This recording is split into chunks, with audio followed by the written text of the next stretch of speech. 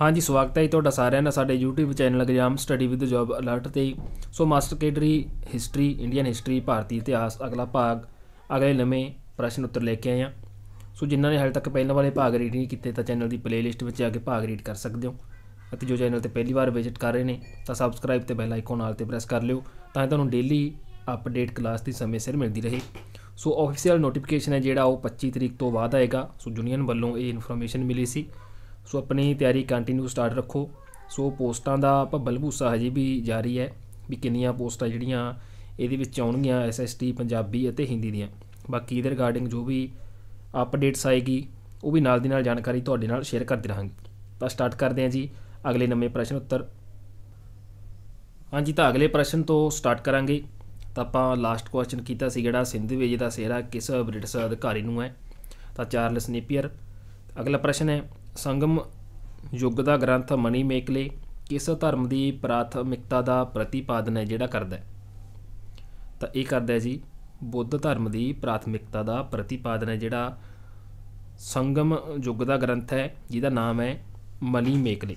ਸੋ ਇਸ 'ਤੇ ਵੀ ਕੁਐਸਚਨ ਪੁੱਛਿਆ ਜਾ ਸਕਦਾ ਹੈ ਕਿ ਸੰਗਮ ਯੁੱਗ ਦਾ ਜੋ ਗ੍ਰੰਥ ਹੈ ਉਸਦਾ ਕੀ ਨਾਮ ਹੈ। ਆਪਸ਼ਨ ਦੇ ਵਿੱਚ ਤੁਹਾਨੂੰ ਮਨੀ ਮੇਕਲੇ ਮਿਲ ਜਾਏਗਾ। ਤਾਂ ਮਨੀ ਮੇਕਲੇ ਜਿਹੜਾ ਸੰਗਮ ਯੁੱਗ ਦਾ ਗ੍ਰੰਥ ਹੈ ਅਤੇ ਇਹ ਬੁੱਧ ਧਰਮ ਹੈ ਜਿਹੜਾ ਇਸ ਧਰਮ ਦੀ ਪ੍ਰਾਥਮਿਕਤਾ ਦਾ ਪ੍ਰਤੀਪਾਦਨ ਹੈ ਜਿਹੜਾ ਕਰਦਾ ਹੈ।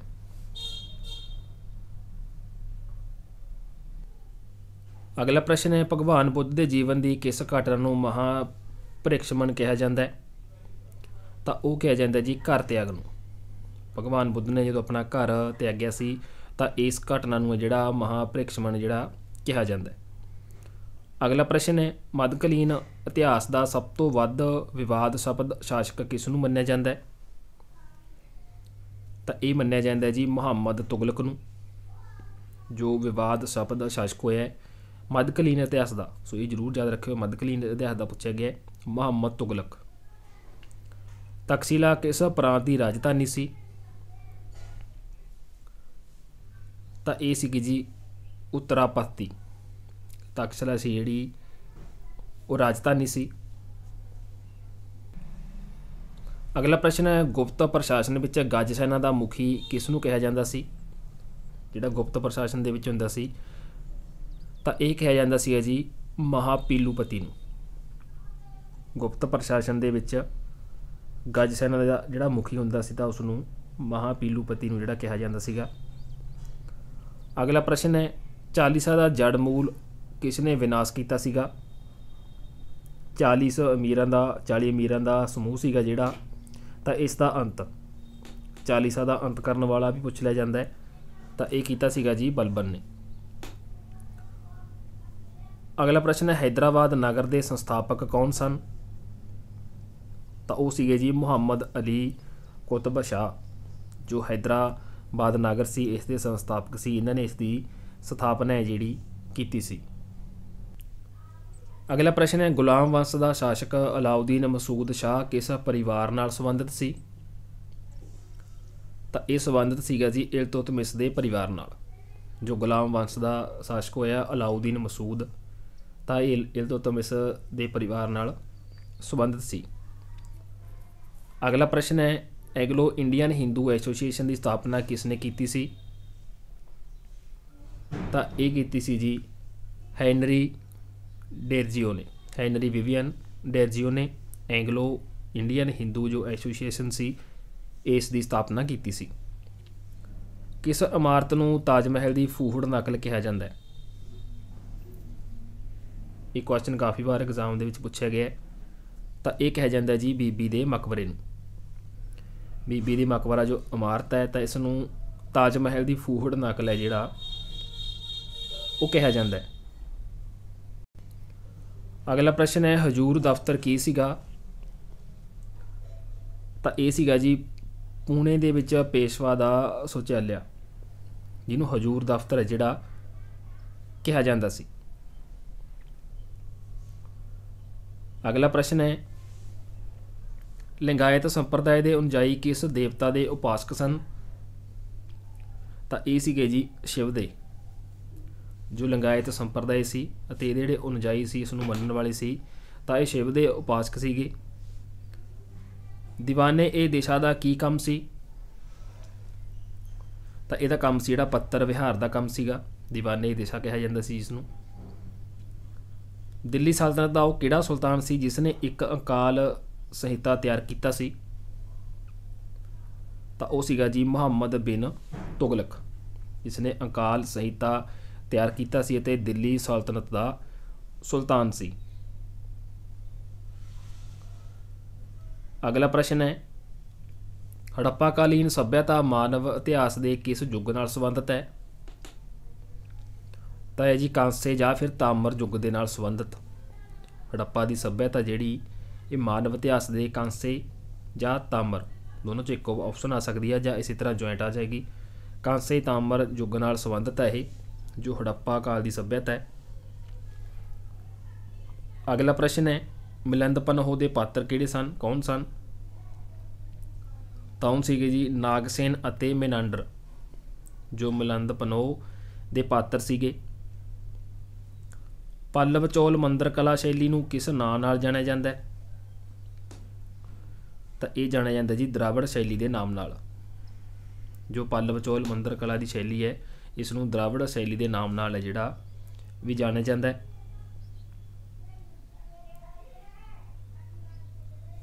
ਕਲਿਆਣੀ ਦੇ ਚਾਲੁਕਿਆ ਦੇ ਸਭ ਤੋਂ ਪ੍ਰਬਲ ਸ਼ਤਰੂ ਕੌਣ ਸੀ?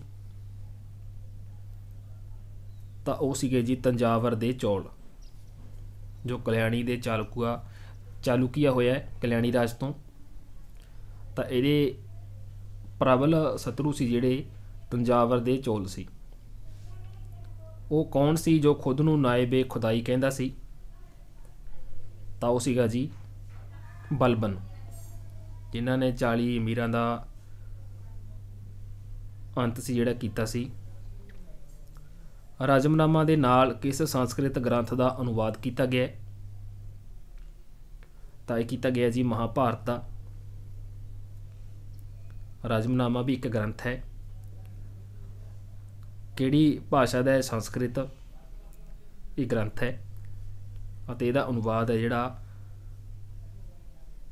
ਮਹਾਭਾਰਤ ਨਾਲ ਕੀਤਾ ਗਿਆ। ਅਗਲਾ ਪ੍ਰਸ਼ਨ ਹੈ, ਈਰਾਨ ਦੀ ਸੀਮਾ ਦੇ ਕੋਲ ਸਥਿਤ ਹੜੱਪਾਕਾਲੀਨ ਪ੍ਰਮੁੱਖ ਸਾਥਲ ਦਾ ਕੀ ਨਾਮ ਹੈ?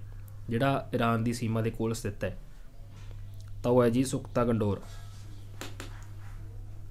ਤਾਂ ਹੜੱਪਾਕਾਲੀਨ ਦਾ ਇਹ ਪ੍ਰਮੁੱਖ ਸਾਥਲ ਹੈ ਜਿਹੜਾ ਈਰਾਨ ਦੀ ਸੀਮਾ ਦੇ ਕੋਲ ਸਥਿਤ ਹੈ। ਅਗਲਾ ਪ੍ਰਸ਼ਨ ਹੈ, ਨਵੀਨਤਮ ਹੜੱਪਾਕਾਲੀਨ ਸਾਥਲ ਧੋਲਾਵੀਰਾ ਕਿਸ ਰਾਜ ਦੇ ਵਿੱਚ ਖੋਜਿਆ ਗਿਆ? ਤਾਂ ਇਹ ਖੋਜਿਆ ਗਿਆ ਸੀਗਾ ਜੀ ਗੁਜਰਾਤ ਦੇ ਵਿੱਚ। ਧੋਲਾਵੀਰਾ ਸਥਲ ਦਾ ਨਾਮ ਹੈ ਹੜੱਪਾਕਾਲੀਨ ਦੌਰਾਨ, ਤਾਂ ਇਹ ਰਾਜ ਵਿੱਚ ਮਿਲਿਆ ਸੀਗਾ ਗੁਜਰਾਤ ਦੇ ਵਿੱਚ। ਲੋਹਗੜ੍ਹ ਦਾ ਕਿਲ੍ਹਾ ਕਿਸ ਨੇ ਬਣਵਾਇਆ ਸੀ? ਤਾਂ ਇਹ ਬਣਵਾਇਆ ਸੀਗਾ ਜੀ ਸ੍ਰੀ ਗੁਰੂ ਗੋਬਿੰਦ ਸਿੰਘ ਜੀ ਨੇ, ਜੋ ਸਿੱਖਾਂ ਦੇ 10ਵੇਂ ਗੁਰੂ ਸੀ। ਕਸ਼ਮੀਰ ਦੇ ਮਾਰਤੰਡ ਮੰਦਰ ਦੇ ਸੰਸਥਾਪਕ ਕੌਣ ਸਨ? ਮਾਰਤੰਡ ਮੰਦਰ ਦਾ ਨਾਮ ਹੈ ਜੋ ਕਸ਼ਮੀਰ 'ਚ ਹੈ, ਤਾਂ ਉਹ ਸੀਗੇ ਲਲਿਤਾ ਦਿੱਤ ਮੁਕਤ ਪੀੜ। ਸੋ ਉਹਨਾਂ ਦਾ ਨਾਮ ਸੀ ਜੋ ਕਸ਼ਮੀਰ ਦੇ ਮਾਰਤੰਡ ਮੰਦਰ ਦੇ ਸੰਸਥਾਪਕ ਸੀ, ਜਿਨ੍ਹਾਂ ਨੇ ਇਹ ਮੰਦਰ ਸੀ ਜਿਹੜਾ ਬਣਵਾਇਆ ਸੀ। ਅਗਲਾ ਪ੍ਰਸ਼ਨ ਹੈ, ਰਿਗਵੇਦ ਗ੍ਰੰਥ ਹੈ ਇਹਦੇ ਵਿੱਚ ਕਿਸ ਅਪਰਾਧ ਦਾ ਸਭ ਤੋਂ ਜ਼ਿਆਦਾ ਉਲੇਖ ਕੀਤਾ ਗਿਆ? ਤਾਂ ਇਹ ਕੀਤਾ ਗਿਆ ਜੀ ਪਸ਼ੂ ਚੋਰੀ ਦਾ। ਇਸ ਅਪਰਾਧ ਦਾ ਸਭ ਤੋਂ ਜ਼ਿਆਦਾ ਉਲੇਖ ਹੈ ਜਿਹੜਾ ਰਿਗਵੇਦ ਦੇ ਵਿੱਚ ਕੀਤਾ ਗਿਆ ਹੈ। ਸੋ 4 ਗ੍ਰੰਥ ਹੋਏ ਨੇ, ਰਿਗਵੇਦ, ਅਥਰਵੇਦ, ਸਾਮਵੇਦ ਅਤੇ ਯਜੁਰਵੇਦ। ਮੁਗਲ ਸਾਮਰਾਜ ਦੇ ਪ੍ਰਾਂਤਾਂ ਵਿੱਚ ਵਿਭਾਜਨ ਸਭ ਤੋਂ ਪਹਿਲਾਂ ਕਿਸ ਨੇ ਕੀਤਾ ਸੀਗਾ? ਜੋ ਮੁਗਲ ਸਾਮਰਾਜ ਦੇ ਪ੍ਰਾਂਤ ਹੋਏ ਨੇ ਵਿਭਾਜਨ ਯਾਨੀ ਕਿ ਵੰਡ, ਤਾਂ ਇਹ ਕੀਤਾ ਸੀਗਾ ਜੀ ਅਕਬਰ ਨੇ। ਰਾਸ਼ਟਰਕੂਟ ਕਿਸ ਰਾਜਵੰਸ਼ ਦਾ ਉੱਤਰਾਧਿਕਾਰੀ ਰਾਜਵੰਸ਼ ਸੀਗਾ? ਤਾਂ ਉਹ ਸੀਗਾ ਜੀ ਵਾਕਾਟਕ ਰਾਜਵੰਸ਼ ਕਾਲ। ਜੋ ਰਾਸ਼ਟਰਕੂਟ ਸੀਗੇ ਇਹ ਰਾਜਵੰਸ਼ ਦਾ ਉੱਤਰਾਧਿਕਾਰੀ ਸੀ ਜਿਹੜਾ ਵਾਕਾਟਕ ਰਾਜਵੰਸ਼ ਸੀਗਾ। ਅਗਲਾ ਪ੍ਰਸ਼ਨ ਹੈ, ਮੀਰ ਕਾਸਿਮ ਨੇ ਆਪਣੀ ਰਾਜਧਾਨੀ ਮੁਰਸ਼ਿਦਾਬਾਦ ਤੋਂ ਕਿੱਥੇ ਤਬਦੀਲ ਕੀਤੀ ਸੀ? ਤਾਂ ਇਹ ਕੀਤੀ ਸੀ ਜੀ ਮੁੰਗੇਰ ਦੇ ਵਿੱਚ। ਜੋ ਮੀਰ ਕਾਸਿਮ ਹੋਏ ਨੇ ਤਾਂ ਇਹਨਾਂ ਨੇ ਆਪਣੀ ਜਿਹੜੀ ਰਾਜਧਾਨੀ ਸੀ ਪਹਿਲਾਂ ਮੁਰਸ਼ਿਦਾਬਾਦ ਸੀ, ਇਸ ਤੋਂ ਬਾਅਦ ਮੁੰਗੇਰ ਦੇ ਵਿੱਚ ਜਿਹੜੀ ਇਹ ਤਬਦੀਲ ਕਰ ਲਈ ਸੀ। ਅਗਲਾ ਪ੍ਰਸ਼ਨ ਹੈ, ਚੌਲ ਸ਼ਾਸਕ ਕਿਸ ਮਤ ਦੇ ਸੰਰਖਕ ਸਨ? ਤਾਂ ਇਹ ਸੀਗੇ ਜੀ ਸ਼ੈਵ ਮਤ ਦੇ। ਚਿਤੌੜ ਅਭਿਆਨ ਦੌਰਾਨ ਇੱਕ ਫਾਰਸੀ ਇਤਿਹਾਸਕਾਰ ਅਲਾਉਦੀਨ ਖਿਲਜੀ ਦੇ ਨਾਲ ਗਿਆ ਸੀ, ਉਸ ਦਾ ਨਾਮ ਕੀ ਸੀਗਾ? ਤਾਂ ਉਹ ਸੀਗਾ ਜੀ ਅਮੀਰ ਖੁਸਰੋ। ਇਹ ਫਾਰਸੀ ਇਤਿਹਾਸਕਾਰ ਸੀਗਾ ਅਮੀਰ ਖੁਸਰੋ ਅਤੇ ਅਲਾਉਦੀਨ ਖਿਲਜੀ ਦੇ ਨਾਲ ਗਿਆ ਸੀ ਚਿਤੌੜ ਅਭਿਆਨ ਦੇ ਦੌਰਾਨ। ਅਗਲਾ ਪ੍ਰਸ਼ਨ ਹੈ, ਹੜੱਪਾ ਸੰਸਕ੍ਰਿਤੀ ਵਿੱਚ ਘੋੜੇ ਦੀਆਂ ਅਸਥੀਆਂ ਕਿਸ ਸਥਲ ਤੋਂ ਪ੍ਰਾਪਤ ਹੋਈਆਂ ਸੀ? ਤਾਂ ਪੰਜਾਬ ਟੈਟ ਦੇ ਵਿੱਚ ਵੀ ਇੱਕ ਕੁਐਸਚਨ ਪੁੱਛਿਆ ਗਿਆ ਸੀ। ਤਾਂ ਸੁਰਕੋਟੜਾ, ਤਾਂ ਇੱਥੇ ਸੁਰਕੋਟੜਾ ਹੈ, ਸੱਸਾ ਹੈ, ਸੱਸੇ ਔਂਕੜ, ਸੁਰਕੋਟੜਾ ਤੋਂ ਹੜੱਪਾ ਸੰਸਕ੍ਰਿਤੀ ਦੇ ਵਿੱਚ ਜੋ ਘੋੜੇ ਦੀਆਂ ਅਸਥੀਆਂ ਸੀ ਇਹ ਸੁਰਕੋਟੜਾ ਸਥਾਨ ਦਾ ਨਾਮ ਹੈ, ਇਸ ਤੋਂ ਪ੍ਰਾਪਤ ਹੋਈਆਂ ਸੀ।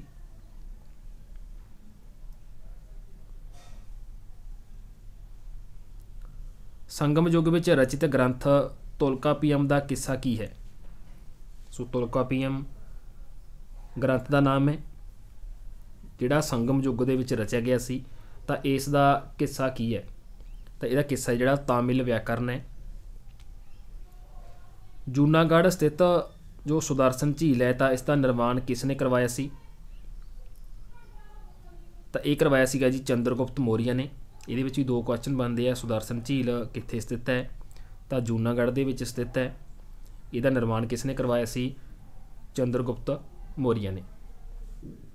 ਮਿਸਰ ਦੇ ਸ਼ਾਸਕ ਟੋਲੇਮੀ ਨੇ ਡਾਇਓਨੀਸ ਨੂੰ ਦੂਤ ਬਣਾ ਕੇ ਭਾਰਤ ਦੇ ਕਿਸ ਸ਼ਾਸਕ ਕੋਲ ਭੇਜਿਆ? ਤਾਂ ਇਹ ਭੇਜਿਆ ਸੀਗਾ ਜੀ ਜੋ ਰਾਜਾ ਬਿੰਦੂਸਾਰ ਹੋਏ ਨੇ ਇਸ ਦੇ ਦਰਬਾਰ ਵਿੱਚ। ਮਿਸਰ ਦਾ ਸ਼ਾਸਕ ਸੀਗਾ ਟੋਲੇਮੀ, ਤਾਂ ਇਸ ਨੇ ਡਾਇਓਨੀਸ, ਇਹ ਵਿਅਕਤੀ ਦਾ ਨਾਮ ਹੈ, ਇਸ ਨੂੰ ਦੂਤ ਬਣਾਇਆ ਸੀ ਅਤੇ ਦੂਤ ਬਣਾ ਕੇ ਭਾਰਤ ਦਾ ਸ਼ਾਸਕ ਸੀ ਜਿਹੜਾ ਬਿੰਦੂਸਾਰ ਉਸ ਦੇ ਦਰਬਾਰ ਵਿੱਚ ਭੇਜਿਆ ਸੀ। ਅਗਲਾ ਪ੍ਰਸ਼ਨ ਹੈ, ਦਿੱਲੀ ਦੇ ਸਿੰਘਾਸਨ 'ਤੇ ਬੈਠਣ ਵਾਲਾ ਪਹਿਲਾ ਅਫਗਾਨ ਸ਼ਾਸਕ ਕੌਣ ਸੀਗਾ? ਤਾਂ ਉਹ ਸੀਗਾ ਜੀ ਬਹਿਲੋਲ ਲੋਧੀ, ਜੋ ਦਿੱਲੀ 'ਤੇ ਸਿੰਘਾਸਨ 'ਤੇ ਬੈਠਣ ਵਾਲਾ ਪਹਿਲਾ ਅਫਗਾਨ ਸ਼ਾਸਕ ਹੋਇਆ। ਭਾਰਤ ਵਿੱਚ ਪੁਰਤਗਾਲੀਆਂ ਦਾ ਪਹਿਲਾ ਗਵਰਨਰ ਕੌਣ ਸੀ? ਤਾਂ ਉਹ ਸੀਗਾ ਜੀ ਅਲਫਾਂਸੋ ਡੀ ਅਲਬੁਰਕ। ਜੋ ਭਾਰਤ ਦੇ ਵਿੱਚ ਪੁਰਤਗਾਲੀ ਆਏ ਸੀ ਤਾਂ ਇਹਨਾਂ ਦਾ ਪਹਿਲਾ ਇਹ ਗਵਰਨਰ ਸੀ। ਅਗਲਾ ਪ੍ਰਸ਼ਨ ਹੈ, ਛਤਰਪਤੀ ਸ਼ਿਵਾਜੀ ਦੀ ਮੰਤਰੀ ਪਰਿਸ਼ਦ ਨੂੰ ਕੀ ਕਿਹਾ ਜਾਂਦਾ ਸੀ? ਜੋ ਇਹਨਾਂ ਦੀ ਮੰਤਰੀ ਪਰਿਸ਼ਦ ਹੁੰਦੀ ਸੀ ਸ਼ਿਵਾਜੀ ਦੀ, ਤਾਂ ਅਸ਼ਟ ਪ੍ਰਧਾਨ ਉਸ ਨੂੰ ਕਿਹਾ ਜਾਂਦਾ ਸੀ। ਇਹ ਕੁਐਸਚਨ ਕਾਫੀ ਇੰਪੋਰਟੈਂਟ ਹੈ। ਜਾਂ ਅਸ਼ਟ ਪ੍ਰਧਾਨ ਕਿਸ ਨੂੰ ਕਿਹਾ ਜਾਂਦਾ ਸੀ? ਉਲਟਾ ਕੇ ਵੀ ਕੁਐਸਚਨ ਤੁਹਾਡੇ ਤੋਂ ਪੁੱਛਿਆ ਜਾ ਸਕਦਾ ਹੈ। ਸ਼ਿਵਾਜੀ ਦੀ ਮੰਤਰੀ ਪਰਿਸ਼ਦ ਨੂੰ। ਭਗਵਾਨ ਬੁੱਧ ਨੂੰ ਨਿਰਵਾਣ ਕਿੱਥੇ ਪ੍ਰਾਪਤ ਹੋਇਆ ਸੀ? ਤਾਂ ਇਹ ਹੋਇਆ ਸੀਗਾ ਜੀ ਕੁਸ਼ੀਨਗਰ ਦੇ ਵਿੱਚ। ਭਗਵਾਨ ਬੁੱਧ ਹੋਏ ਨੇ, ਇਹਨਾਂ ਨੂੰ ਨਿਰਵਾਣ ਦੀ ਜਿਹੜੀ ਪ੍ਰਾਪਤੀ ਹੋਈ ਸੀ। ਅਗਲਾ ਪ੍ਰਸ਼ਨ ਹੈ, ਅਥਰਵਵੇਦ ਦਾ ਬ੍ਰਾਹਮਣ ਗ੍ਰੰਥ ਕਿਹੜਾ ਹੈ? ਤਾਂ ਇਹ ਜੀ ਗੋਪਥ ਬ੍ਰਾਹਮਣ। ਜੋ ਅਥਰਵਵੇਦ ਜਿਹੜਾ ਗ੍ਰੰਥ ਹੈ, 4 ਗ੍ਰੰਥ ਹੋਏ ਨੇ ਜੋ ਤੁਹਾਨੂੰ ਪਹਿਲਾਂ ਦੱਸੇ ਸੀ, ਤਾਂ ਇਸ ਦਾ ਜਿਹੜਾ ਬ੍ਰਾਹਮਣ ਗ੍ਰੰਥ ਹੈ ਉਹ ਗੋਪਥ ਗ੍ਰੰਥ ਹੈ। ਬਾਬਾ ਫਰੀਦ ਜੀ ਕੌਣ ਸਨ? ਤਾਂ ਇੱਕ ਪ੍ਰਸਿੱਧ ਸੂਫੀ ਸੰਤ ਸੀਗੇ। ਕਿਸ ਮੁਗਲ ਸਮਰਾਟ ਨੂੰ ਰਾਸ਼ਟਰੀ ਸਮਰਾਟ ਕਿਹਾ ਜਾਂਦਾ ਹੈ? ਤਾਂ ਇਹ ਕਿਹਾ ਜਾਂਦਾ ਜੀ ਅਕਬਰ ਨੂੰ। ਅਕਬਰ ਮੁਗਲ ਸਮਰਾਟ ਹੋਏ ਨੇ ਜਿਨ੍ਹਾਂ ਨੂੰ ਰਾਸ਼ਟਰੀ ਸਮਰਾਟ ਵੀ ਕਿਹਾ ਜਾਂਦਾ ਹੈ। ਇਹ ਕੁਐਸਚਨ ਤੁਸੀਂ ਨੇ ਵੀ ਬਹੁਤ ਘੱਟ ਪੜ੍ਹਿਆ ਹੋਣਾ। ਅਗਲਾ ਪ੍ਰਸ਼ਨ ਹੈ, ਨੂਰ ਜਹਾਂ ਦਾ ਅਸਲੀ ਨਾਮ ਕੀ ਸੀ? ਇਹ ਕੁਐਸਚਨ ਵੀ ਮਹੱਤਵਪੂਰਨ ਹੈ।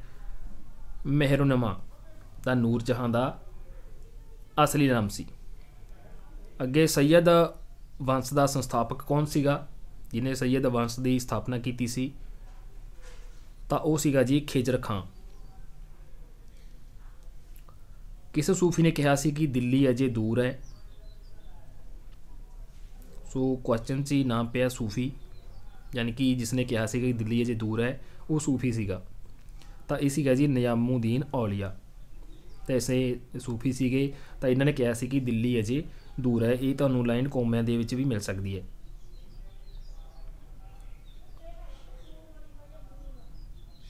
ਅਗਲਾ ਪ੍ਰਸ਼ਨ ਹੈ, ਅਭਿਲੇਖਾਂ ਵਿੱਚ ਦੇਵਨਾਪ੍ਰਿਆ ਅਤੇ ਪ੍ਰਿਯਦਰਸ਼ੀ ਕਿਸ ਸ਼ਾਸਕ ਨੂੰ ਕਿਹਾ ਜਾਂਦਾ ਹੈ? ਜੋ ਅਭਿਲੇਖ ਹੁੰਦੇ ਨੇ ਤਾਂ ਇਹ ਕਿਹਾ ਜਾਂਦਾ ਜੀ ਰਾਜੇ ਅਸ਼ੋਕ ਨੂੰ।